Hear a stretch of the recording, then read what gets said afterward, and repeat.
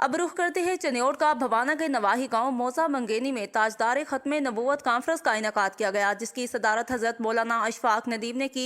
खत्म नबूवत कॉन्फ्रेंस में मुल्क भर से आए हुए खुतबा, नात ख्वां, शौरा और लोगों की कसीर तादाद ने शिरकत की। कॉन्फ्रेंस से खिताब करते हुए हजरत मौलाना खतीब अहले सुन्नत साहबजादा जाहिद महमूद कासमी, चेयरमैन मरकजी उलमा कौंसिल पाकिस्तान ने अकीदा खत्म नबूवत को जानना और उस पर ईमान रखना हर मुसलमान पर फर्ज है।